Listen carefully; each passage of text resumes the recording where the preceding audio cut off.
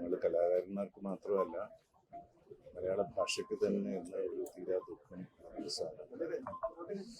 ആചാര്യനായ എനിക്ക് പരമഗുരുസ്ഥാനം പൂർണ്ണ ആശീർവാദത്തോടെ എന്നെ അനുഗ്രഹിച്ച സിനിമയ്ക്ക് പരിചയപ്പെടുത്തിയ എൻ്റെ ഗുരുനാഥൻ, തീർച്ചയായിട്ടും അദ്ദേഹത്തിൻ്റെ ആ ഒരു പൂർണ്ണ ആശീർവാദവും അനുഗ്രഹവും കൊണ്ടാണ് ഒരുപാട് കാര്യങ്ങൾ പഠിക്കാൻ കഴിയുന്നത്. കാരണം ഞാൻ വന്ന സമയത്ത് എം.ടി. സാറിൻ്റെ കഥാപാത്രങ്ങൾ ചെയ്തുകൊണ്ടായിരുന്നു ഞാൻ വളർന്നത്.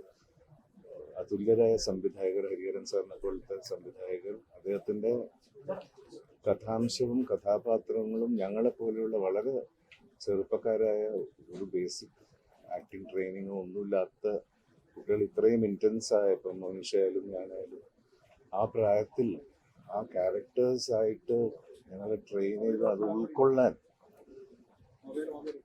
സഹായിച്ച ഹരിഹരൻ സാറിനൊക്കെ കൂടി നമസ്കാരം. എം.ടി. സാറിൻ്റെ 8 ചിത്രങ്ങൾ അഭിനയിക്കാനുള്ള സൗഭാഗ്യം എനിക്കുണ്ടായി. അതിൽ ഓരോന്നും പഠനാനുഭവങ്ങളായിരുന്നു. ആദ്യമൊക്കെ ചെറിയ പ്രായമായതുകൊണ്ട് അത് അനലൈസ് ചെയ്യാനുള്ള ഒരു പക്വത ഒന്നും ഇല്ലായിരുന്നു. പക്ഷെ ഇന്ന് ആ ചിത്രങ്ങളൊക്കെ കാണുമ്പോൾ നമ്മളൊക്കെ എത്രത്തോളം ഭാഗ്യം ചെയ്തവരാണ്. ആസ് എൻ ആർട്ടിസ്റ്റ് എത്രത്തോളം പഠിക്കാൻ കഴിഞ്ഞു. എന്നും ഭയഭക്തി ബഹുമാനത്തോടു കൂടിയാണ് എം.ടി. സാറിനൊക്കെ കണ്ടിട്ടുള്ളത്. പക്ഷെ എവിടെ കണ്ടാലും മക്കളോടുള്ള വാത്സല്യം, ആ അനുഗ്രഹം തന്നെയാണ് ഞങ്ങളുടെ ശക്തി. ഇന്നും ഒരു പ്രചോദനവും. ഇപ്പോൾ ഫിസിക്കലി എം.ടി. സാർ ഇല്ലെങ്കിലും അദ്ദേഹത്തിൻ്റെ ആ ബ്ലെസ്സിങ്സ് എന്നും ഞങ്ങളെ ഗൈഡ് ചെയ്യും. എന്ന് പറഞ്ഞാൽ ഈ ആർട്ടിസ്റ്റ് കമ്മ്യൂണിറ്റി, അത്തരം മഹാരഥന്മാരുടെ ക്രാഫ്റ്റ് ആൻഡ് വർക്ക് വരും കാല തലമുറകൾക്കും ഇൻസ്പയറിങ്ങും ഒരു ലേണിംഗ് എക്സ്പീരിയൻസ് ആയിരിക്കും. സോ ഈ ഒരു അവസരത്തിൽ അദ്ദേഹം എന്നും നമ്മുടെ ഹൃദയത്തിൽ മനസ്സിലുണ്ടാവും. ലോകമെമ്പാടുമുള്ള മലയാളികളുടെയും സിനിമ പ്രേമികളുടെയും ആസ്വാദകരുടെയും അദ്ദേഹത്തിൻ്റെ കൃതികളിലൂടെ, അദ്ദേഹത്തിൻ്റെ സിനിമാ സൃഷ്ടികളിലൂടെ ശാശ്വതമായി ഉണ്ടാവും.